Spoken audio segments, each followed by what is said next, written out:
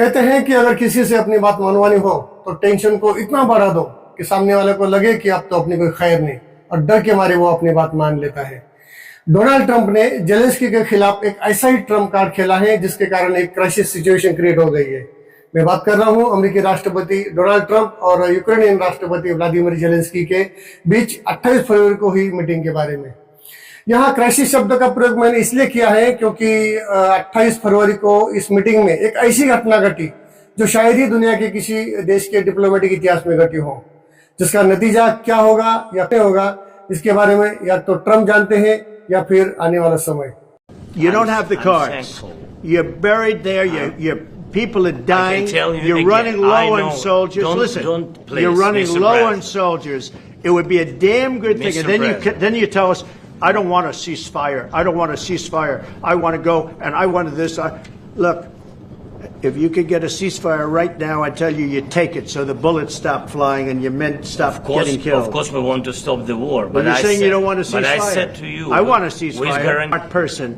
That was with Obama. It was your president. Excuse me. That was with Obama, who gave you sheets, and I gave you javelins. Yes. I gave you the javelins to take out all those tanks. Obama gave you sheets.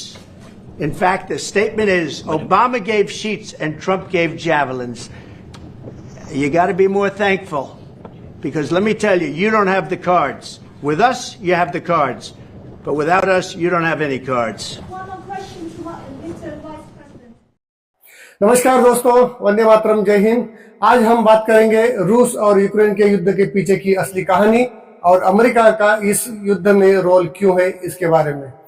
वैसे तो इस मुद्दे पर अब तक YouTube पर हजारों video post हो चुके होंगे, इसलिए आपको ऐसा लग सकता है कि मैं नया क्या बताऊंगा, लेकिन यकीन मानिए मैं जो कुछ भी बताऊंगा थोड़ा अलग ही होगा, जिससे आप यूक्रेन इशू को बहुत अच्छी तरह से समझ सकते हैं। तो आज मैं यूक्रेन से संबंधित 3 ऐसे मुद्दों पर बात करूंगा जो शायद ही आपने इससे पहले कभी सुने हो। तो पहला मुद्दा होगा 1994 में यूक्रेन ने एक ऐसी गलती करी थी जिसके कारण आज यूक्रेन अपनी खुद की सुरक्षा के लिए दर दर भटक रहा है। तो क्या गलती करी थी यूक्रेन ने उस समय, उसके बारे में जानकारी दूंगा। दूसरा मुद्दा होगा कि भारत के तत्कालीन प्रधानमंत्री श्रीमती इंदिरा गांधी और श्री अटल बिहारी वाजपेयी अगर उनके समय में जो तत्कालिक ताकतवर देशों के सामने अगर झुक गए होते, हालांकि वो देश आज भी ताकतवर है, तो आज भारत भी यूक्रेन की लाइन में खड़ा नजर आता। मतलब आज हमारी हालत भी यूक्रेन जैसी हो जाती। तो क्या हुआ था इन दोनों नेताओं के समय में उस समय, यह भी मैं आपको बताऊंगा। हालांकि यह मुद्दा आपको यहाँ इरेलेवेंट लग सकता है, लेकिन फिर भी इसका संदर्भ यूक्रेन के साथ हम जोड़ सकते हैं जब मैं आपको ये पूरी बात बताऊंगा। तीसरा मुद्दा है अमेरिका क्यों चाहता है कि रूस यूक्रेन युद्ध खत्म हो, जबकि अमेरिका ही इस युद्ध का हवा दे रहा है, यूक्रेन की मदद कर रहा है। तो क्या अब उसे यूक्रेन की चिंता होने लगी है, या अब अमेरिका का झुकाव अपने पुराने दुश्मन रूस की तरफ हो गया है, या अमेरिका की नजर यूक्रेन के खनिज संपत्ति पर है, रेयर मिनरल्स पर है। तो इसके बारे में भी पूरी जानकारी आपको बताऊंगा ताकि ये पूरा विषय आपको अच्छी तरह समझ में आए। लेकिन उससे पहले रूस यूक्रेन युद्ध के पिछले 3 सालों में क्या घटनाएं घटी, इस पर एक नजर डालते हैं। 24 फरवरी 2025 को रूस और यूक्रेन वॉर को 3 साल पूरे हुए। 3 साल पहले 24 फरवरी को 2022 को इन दोनों देशों के बीच जब युद्ध शुरू हुआ था, तब ऐसा लग रहा था कि अब शायद यूक्रेन दुनिया के नक्शे पर कभी दिखेगा नहीं, क्योंकि उसका सामना रूस जैसे ताकतवर देश के साथ होने वाला था। रूस दुनिया का तीसरा सबसे बड़ा ताकतवर देश है, जबकि यूक्रेन दुनिया के टॉप 10 ताकतवर देशों में भी कहीं नजर नहीं आता। लेकिन 3 साल हो चुके हैं, यूक्रेन अभी भी रूस को टक्कर दे रहा है। कैसे? क्या ये कोई चमत्कार है, या यूक्रेन रूस से भी ताकतवर बन गया है, या रूस की ताकत जो थी वो नहीं है, उसकी ताकत खोखला है? बिल्कुल नहीं। सभी जानते हैं कि यूक्रेन को अमेरिका और नाटो देशों का, यानी कि यूरोपियन देशों का समर्थन प्राप्त है, इसलिए यूक्रेन अब तक रशिया के सामने टिका हुआ है। देखिए, दुनिया में कहीं ना कहीं 2 देशों के बीच छिटपुट युद्ध या आपसी संघर्ष तो चलता ही रहता है, क्योंकि हर देश को अपनी सॉवरेंटी या सार्वभौमत्व की रक्षा करने का अधिकार होता है। लेकिन इसके लिए युद्ध करना ये समस्या का हल नहीं हो सकता। अगर कोई कॉन्ट्राडिक्शंस हैं तो उसे बायलैटरल टॉक से या द्विपक्षीय चर्चा के साथ हल किया जा सकता है। रूस यूक्रेन का युद्ध एक ऐसा युद्ध है जिसमें जो विध्वंस हुआ है जान माल का, वो सेकंड वर्ल्ड वॉर के बाद अब तक का सबसे बड़ा विध्वंस है। इन दोनों देशों के बीच हुए युद्ध में दोनों देशों के करीब 2 लाख से अधिक सैनिकों की मृत्यु हो चुकी है, करीब 8 लाख से अधिक सैनिक जख्मी हो चुके हैं, कई आम नागरिक भी मारे गए हैं, कुछ जख्मी हुए हैं। 1 करोड़ से भी ज्यादा यूक्रेनी नागरिक बेघर हो चुके हैं और अरबों खरबों की एसेट्स भी नष्ट हो चुकी है या डैमेज हो चुकी है। अमेरिका के पूर्व राष्ट्रपति जो बाइडेन इस युद्ध के लिए रूस के राष्ट्रपति पुतिन को जिम्मेदार मानते थे, इसलिए वे रूस के खिलाफ यूक्रेन की हर संभव आर्थिक मदद करते थे, हथियारों की मदद करते थे। इसके अलावा नाटो भी यूक्रेन की मदद कर रहा था, सामरिक तौर पर और बाकी की चीजों की भी। हालांकि यूक्रेन नाटो का सदस्य नहीं है, फिर भी पूरा यूक्रेन के साथ खड़ा है, क्योंकि यूक्रेन भी एक यूरोपियन देश है। लेकिन अब परिस्थिति बदल चुकी है। अब अमेरिका में डोनाल्ड ट्रंप प्रेसिडेंट बन चुके हैं। जब राजा बदलता है तो नियम कानून भी बदलते हैं। पहले के अमेरिका के प्रेसिडेंट जो बाइडेन रूस के विरोध में यूक्रेन के साथ खड़े थे, लेकिन अब ट्रंप बिल्कुल इसके विपरीत भूमिका ले रहे हैं। हालांकि उन्होंने रूस का पक्ष नहीं लिया, लेकिन इस युद्ध के लिए वो जेलेंस्की को ही जिम्मेदार मानते हैं। ट्रंप किसी भी हालत में इस युद्ध को खत्म करना चाहते हैं। दरअसल अपने इलेक्शन कैंपेन के दौरान ही ट्रंप ने कहा था कि वह राष्ट्रपति बनने के बाद रूस यूक्रेन वार को खत्म कर देंगे। ट्रंप युद्ध को क्यों खत्म करना चाहते हैं, इसके पीछे के कारण क्या है, यह भी मैं आगे आपको बताऊंगा। तो 28 फरवरी को अमेरिका और यूक्रेन के साथ एक बायलैटरल मीटिंग हुई। मीटिंग का एजेंडा था यूक्रेन रशिया वार को खत्म कर देना। इसके अलावा इस मीटिंग में यूक्रेन और अमेरिका के बीच में कुछ ट्रेड एग्रीमेंट्स भी होने वाले थे। मीटिंग में रूस यूक्रेन के वॉर को रोकने के विषय पर जो चर्चा हो रही थी, उसमें ट्रंप और जेलेंस्की दोनों अपना अपना पक्ष रख रहे थे। डोनाल्ड ट्रंप युद्ध बंदी के बदले यूक्रेन की सुरक्षा की गारंटी का प्रस्ताव देकर इस युद्ध को खत्म करने का प्रयास कर रहे थे। हालांकि प्रयास नहीं कहना चाहिए, बल्कि एक तरह से ट्रंप दबाव डाल रहे थे यूक्रेन पर कि यह युद्ध खत्म हो। तो जेलेंस्की ने भी अपनी बात रखते हुए कहा कि रूस और यूक्रेन के बीच जो सीज फायर का एग्रीमेंट हुआ था, उसे रूस अब तक 25 बार तोड़ चुका है। कई बार बायलैटरल एग्रीमेंट भी रशिया ने तोड़े हैं। रूस ने 2014 से आज तक यूक्रेन के करीब 20% भूभाग पर कब्जा किया हुआ है। पुतिन पुराना सोवियत यूनियन वापस लाना चाहते हैं, इसलिए वो हम पर युद्ध थोप रहे हैं। ऐसी भूमिका जेलेंस्की ने वहां पर बनाई। युद्धबंदी करने के लिए तो हम भी तैयार हैं, लेकिन हमें रूस से सुरक्षा की गारंटी चाहिए। साथ में हमें अमेरिकी डिफेंस का ग्राउंड सपोर्ट भी चाहिए, ताकि रूस पर हमारा दबाव बना रहे। तो ट्रंप ने कहा कि देखो भाई, हमारी यूक्रेन में मौजूदगी ही हमारी गारंटी है। मतलब अमेरिका का यूक्रेन में मौजूद होना ही आपके लिए सुरक्षा की गारंटी है। तो बोलते बोलते जेलेंस्की अचानक ये बोल गए, हालांकि अचानक नहीं बोले थे, वो सोच समझकर ही बोले कि यूक्रेन 2014 से रूस के आक्रमण का सामना कर रहा है। और तब अमेरिका में ओबामा प्रेसिडेंट थे, फिर उनके बाद ट्रंप आए, उनके बाद फिर जो बाइडेन आए, और अब फिर से ट्रंप प्रेसिडेंट बनकर आए हैं। लेकिन आज तक अमेरिका का कोई प्रेसिडेंट रूस की इन हरकतों को रोक नहीं पाया है। तो हम कैसे मान ले कि आप हमारी सुरक्षा करेंगे? तो इसलिए हमें केवल पेपर गारंटी नहीं चाहिए, बल्कि हमें रूस कभी यूक्रेन पर हमला नहीं करेगा, इस बात की भी गारंटी चाहिए। तो बस इसी कारण ट्रंप का पारा चढ़ गया और वो मीटिंग में नोकझोंक शुरू हो गई। अब आपको लग रहा होगा कि जेलेंस्की किस आधार पर, किस हक से अमेरिका से इन चीजों की डिमांड कर रहे हैं। तो इसके पीछे का कारण भी आगे मैं आपको बताऊंगा। तो बोलते बोलते जेलेंस्की और एक बात बोल गए कि आपके पास दोनों तरफ से खूबसूरत समंदर की सीमाएं हैं, और इसलिए आप हमारे भूभाग या भूसीमावाद की तकलीफ को नहीं महसूस कर रहे हैं। लेकिन भगवान न करे एक दिन आपको भी इस परिस्थिति का सामना करना पड़ेगा।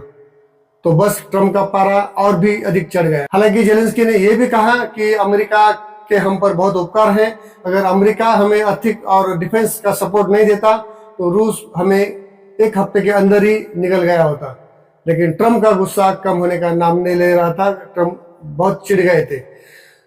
ट्रंप को लगा कि एक छोटा सा देश जो अमेरिका के टुकड़ों पर पल रहा है, जो आज अमेरिका को, जो दुनिया का सबसे बड़ा ताकतवर देश है, अमेरिका में ही आकर ट्रंप के मुंह पर कह देता है कि आपके पिछले 4 राष्ट्रपति रूस का कुछ बिगाड़ नहीं पाए, रूस को कंट्रोल नहीं कर पाए। इसलिए शायद ट्रंप अंकल का ईगो हट हुआ होगा।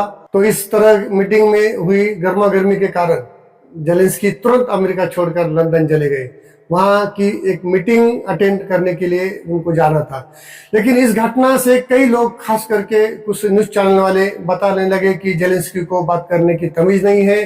जेलेंस्की एक कॉमेडियन है, क्योंकि राजनीति में आने से पहले जेलेंस्की स्टैंड अप कॉमेडियन किया करते थे। कुछ लोगों ने तो यहां तक कह दिया कि जेलेंस्की राष्ट्रपति बनने के लायक नहीं है। तो अमेरिका की वाह वाह करने वाले लोगों ने ये अफवाह फैला दी कि अमेरिका ने जेलेंस्की को अमेरिका से भगा दिया, खाना खाने नहीं दिया, तुरंत अमेरिका छोड़ने को कहा, एटसेट्रा एटसेट्रा। हालांकि इसमें से एक भी बात सच नहीं है। मीटिंग में हुई नोकझोंक होने के कारण खुद जेलेंस्की अमेरिका में रुकना नहीं चाहते थे, वो नाराज थे, इसलिए उन्होंने खाना भी नहीं खाया था और वो तुरंत अमेरिका छोड़कर चले गए, इंग्लैंड चले गए अगली मीटिंग के लिए। लेकिन इससे एक बात साबित हो जाती है इन सभी घटनाओं से कि दुनिया में किसी भी कोने में जाओ, आपको हमेशा बड़े लोगों की वाहवाह और छोटे लोगों को अपमानित करने की जो चित्र है, परंपरा है, वो दिखाई देगी। छोटे को हमेशा कुचल दिया जाता है, फिर चाहे वो कोई देश हो या कोई व्यक्ति। लेकिन जहां तक जेलेंस्की द्वारा उठाए गए मुद्दों का सवाल है, तो मुझे लगता है कि जेलेंस्की ने ट्रंप के सामने जो बातें रखी वो बिल्कुल सही थी, जायज थी। हाँ, हो सकता है उनका बोलने का तरीका शायद गलत हो, उनका अपनी बात रखने का तरीका गलत हो, लेकिन उनकी बातों का जो सार था, अंतिम जो उनका जो कंक्लूजन था, उससे ये लगता है कि उनको अपने देश की सुरक्षा की चिंता थी, उनका देश का हित ही उनके लिए सर्वोपरि था। आप जरा सोचिए, रूस यूक्रेन पर रोज हमले कर रहा है, किसी न किसी शहर पर कब्जा कर रहा है, देश में अस्पतालों पर, स्कूलों पर, सरकारी कार्यालयों पर बम गिर रहे हैं, इंफ्रास्ट्रक्चर पर बम गिराए जा रहे हैं। यहाँ तक कि जिस दिन उधर अमेरिका में ट्रंप और जेलेंस्की के बीच मीटिंग चल रही थी, उस दिन भी रूस ने यूक्रेन पर 150 से अधिक ड्रोन हमले कराए थे। तो ऐसी स्थिति में यूक्रेन को अपने आम नागरिकों को भी राहत देनी है। सारा खजाना लूट चुका है देश को बचाने में, और फिर भी जेलेंस्की अपने देश के लिए लड़ रहे हैं। तो ऐसे में अचानक अमेरिका में तख्ता पलट जाता है और नए राष्ट्रपति आकर बोलते हैं कि भाई आगे से तुम अपना काम अपना देख लो, हम आपकी मदद नहीं कर पाएंगे, आपको युद्ध बंद करना होगा, और वो भी बिना कोई गारंटी के। आपके पास इसके अलावा कोई दूसरा ऑप्शन नहीं है। तो क्या करेंगे जेलेंस्की, क्या करते? इस मीटिंग में एक बात तो तय है कि अमेरिका और यूक्रेन के बीच जो राजनयिक संबंध है वो तो खराब हो चुके हैं, इसलिए आने वाले समय में हो सकता है कि अमेरिका यूक्रेन के सर से अपना हाथ खींच ले। लेकिन इस बीच यूक्रेन के लिए एक अच्छी खबर यह भी है कि पूरा यूरोपियन यूनियन अमेरिका के दबाव के बावजूद यूक्रेन के सपोर्ट में खड़ा है। यूक्रेन के साथ देने के मामले पर जो मीटिंग आयोजित की गई थी लंदन में, उस मीटिंग में जेलेंस्की को भी बुलाया गया था। तो वहां पर जेलेंस्की का यूरोपियन देशों के प्रतिनिधियों ने जोर शोर से स्वागत किया। इस मीटिंग में पोलैंड के प्रधानमंत्री डोनाल्ड टस्क ने एक बहुत अच्छा सेंटेंस बोला था कि 50 करोड़ यूरोपियन लोग 33 करोड़ अमेरिकन से याचना कर रहे हैं कि 14 करोड़ रशियन से हमें बचाओ। कितना अच्छा लगता है सुनने में, मुझे भी बहुत अच्छा लगा। उनके कहने का मतलब यही था कि अगर हम सभी मिलकर यूक्रेन का साथ दें तो यूक्रेन को रूस के चंगुल से बचाया जा सकता है। इसके लिए हमें अमेरिका की भी जरूरत नहीं है। हालांकि वो सब चाहते हैं कि अमेरिका हमारे साथ हो। तो आपको बता दें कि यूरोपियन यूनियन में अमेरिका सहित यूरोप के 32 देश शामिल हैं। तो अमेरिका को छोड़कर बाकी के 31 देश यूक्रेन के साथ पूरे ताकत के साथ खड़े हैं। इनमें सबसे महत्वपूर्ण बात यह है कि यूक्रेन को सपोर्ट करने वाले यू देशों में, यूरोपियन यूनियन के देशों में इंग्लैंड, जर्मनी, फ्रांस, पोलैंड और इटली जैसे देश सबसे आगे हैं। अब सवाल यह है कि अगर रूस यूक्रेन युद्ध नहीं रुकता है तो क्या तीसरा विश्व युद्ध होगा? अगर ऐसा होता है तो पहले और दूसरे विश्व युद्ध के लिए जर्मनी को जिम्मेदार बताया गया है। अगर तीसरा विश्व युद्ध होता है तो उसका नायक कौन होगा? यूक्रेन या नाटो या रूस या अमेरिका? एनीवेज, अब आते हैं हमारे उन 3 मुद्दों पर जो मैंने वीडियो के शुरू में बताए थे। उसमें पहला था 1994 में यूक्रेन ने क्या गलती करी थी। तो उसके लिए हमें थोड़ा पीछे इतिहास में जाना होगा। देखिए, 1994 में जब दूसरा विश्व युद्ध खत्म हुआ था, तब अमेरिका को छोड़कर ज्यादातर देश युद्ध के कारण आर्थिक समस्या से जूझ रहे थे, लेकिन अमेरिका पर इनका ज्यादा कुछ असर नहीं पड़ा था। युद्ध करने के बावजूद अमेरिका आर्थिक तौर पर एक मजबूत देश खड़ा था। ऐसे में अमेरिका डॉलर को एक सुरक्षित करेंसी मानकर अंतर्राष्ट्रीय व्यापार में अमेरिकी डॉलर का इस्तेमाल करने की बात जोर पकड़ने लगी थी। तो 1994 में ब्रिटेन वुड्स में हुए एक वर्ल्ड कॉन्फ्रेंस में अमेरिका डॉलर को एक सुरक्षित करेंसी के रूप में मान्यता दी गई और अंतर्राष्ट्रीय स्तर पर व्यापार के लिए डॉलर का इस्तेमाल करने पर सहमति बनी। तो तब से अमेरिका एक महाशक्ति के रूप में तेजी से उभरने लगा। लेकिन उसी समय तत्कालीन सोवियत यूनियन भी एक महाशक्ति के रूप में उभर रहा था। अमेरिका नहीं चाहता था कि सोवियत यूनियन उसकी बराबरी करे। तो इसलिए अमेरिका ने सोवियत यूनियन के अंदरूनी मामले में इंटरफेयर करना शुरू किया और यही से शुरुआत हुई दोनों देशों के बीच का युद्ध की, छुपे युद्ध की, जिसे हम कोल्ड वार कहते हैं। और ये कोल्ड वार तब तक चलता रहा जब तक कि 1991 में सोवियत यूनियन के टुकड़े नहीं हुए। 1991 में सोवियत यूनियन के विघटन के बाद 15 नए देशों का जन्म हुआ था। रूस और यूक्रेन इन्हीं 15 देशों में से 2 देश थे। तो 1991 में यूक्रेन जब स्वतंत्र हुआ तब रूस के परमाणु क्षमता का 1/3, 1/3 भाग यूक्रेन में आ गया था। इसलिए यूक्रेन अपने जन्म के साथ ही परमाणु संपन्न देश था। लेकिन ये बात रूस और अमेरिका सहित कुछ यूरोपियन देशों को हजम नहीं हो रही थी कि एक छोटा सा देश यूक्रेन, उसके पास भी परमाणु हथियार है। ये बात उनको हजम नहीं हो रही थी। इसलिए यूक्रेन को एनपीटी, नॉन प्रोलिफरेशन ट्रीटी पर हस्ताक्षर करने के लिए दबाव बनाया गया। दुनिया में परमाणु शक्ति का और अधिक विस्तार न हो, प्रचार न हो, प्रसार न हो, इसलिए दुनिया के 18 देशों ने मिलकर संयुक्त राष्ट्र के माध्यम से 1968 में एनपीटी बनाई थी, नॉन प्रोलिफरेशन ट्रीटी। उस पर दुनिया के उस समय करीब 190 देशों ने हस्ताक्षर किए थे। लेकिन भारत, पाकिस्तान, इजराइल, सूडान और नॉर्थ कोरिया ने इस पर हस्ताक्षर नहीं किए थे या हस्ताक्षर करने से मना कर दिया था। तो 1994 में रूस, अमेरिका, यूनाइटेड किंगडम और फ्रांस ने मिलकर यूक्रेन को आर्थिक सहायता और यूक्रेन की सुरक्षा के गारंटी के बदले एनपीटी पर हस्ताक्षर करने के लिए बाध्य किया और अपने परमाणु हथियार सरेंडर करने के लिए मजबूर किया। यूक्रेन ने भी इन देशों पर विश्वास किया और एनपीटी पर हस्ताक्षर करके अपने परमाणु हथियार को सरेंडर कर दिया। और यही सबसे बड़ी गलती थी यूक्रेन की, क्योंकि यूक्रेन की सुरक्षा की गारंटी देने वाले यही देश, रूस और अमेरिका, आज यूक्रेन को दुनिया के नक्शे से खत्म करने के लिए तुले हुए हैं। आज अगर यूक्रेन के पास परमाणु हथियार होते तो यूक्रेन की तरफ किसी की बुरी नजर डालने की हिम्मत नहीं होती। परमाणु बम की खोज और उसके इस्तेमाल के कारण ही अमेरिका शक्तिशाली बना था। तो दुनिया पर अगर राज करना है तो परमाणु बम होना जरूरी है, ये सोच दुनिया भर के बाकी के देशों में बढ़ने लगी और इसी के चक्कर में दुनिया भर के कई देश परमाणु बम बनाने की होड़ में लग गए। इस होड़ में भारत भी एक देश शामिल था। तो भारत परमाणु हथियार ना बना पाए, इसलिए अमेरिका भारत पर नजर टिकाए हुए था। लेकिन अमेरिका को चकमा देकर 1974 में तत्कालीन प्रधानमंत्री श्रीमती इंदिरा गांधी ने परमाणु परीक्षण कर ही दिया और भारत परमाणु हथियार संपन्न देश बन गया। अमेरिका इस घटना से आग बबूला हो उठा, गुस्सा आया और उसने भारत के खिलाफ बहुत सारे इकोनॉमिक सैंक्शन लगा दिए। फिर 90s के दशक में अब अमेरिका को खबर हो गई कि कुछ देश परमाणु परीक्षण करने की तैयारी कर रहे हैं। तो उनको रोकने के लिए अमेरिका ने और एक चाल चली और 1996 में एक एग्रीमेंट बनाया कि दुनिया में कोई भी देश परमाणु परीक्षण नहीं कराएगा। इस एग्रीमेंट का नाम दिया CTBT, comprehensive test ban treaty. तो भारत से कहा गया कि वह सीटीबीटी पर हस्ताक्षर करे, लेकिन भारत इस बात को मानने के लिए तैयार नहीं था। उस समय दुनिया में सबसे अधिक परमाणु हथियार अमेरिका के पास थे, जो हजारों की संख्या में थे। तो जाहिर है कि अमेरिका को यह प्रस्ताव मंजूर नहीं था।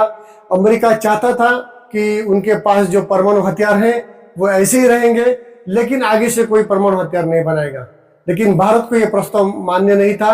भारत इस भूमिका पर अड़ा रहा और भारत ने आज तक ना एनपीटी पर हस्ताक्षर किए हैं और ना ही सीटीबीटी पर। आगे चलकर 1998 में तत्कालीन प्रधानमंत्री अटल बिहारी वाजपेयी ने दूसरा परमाणु परीक्षण किया। तब भी अमेरिका ने भारत पर कई प्रकार के इकोनॉमिक सैंक्शन लगाए थे। हालांकि बाद में 1 साल बाद में उसे विड्रॉ किए थे। तो आप सोचिए कि अगर हमारे इन दोनों नेताओं ने, श्रीमती इंदिरा गांधी और श्री वाजपेयी जी ने, अंतर्राष्ट्रीय दबाव में आकर अगर अपना परमाणु परीक्षण कार्यक्रम रद्द कर दिया होता, अपने परमाणु हथियार सरेंडर किए होते, तो आज भारत की हालत भी यूक्रेन जैसी हो जाती।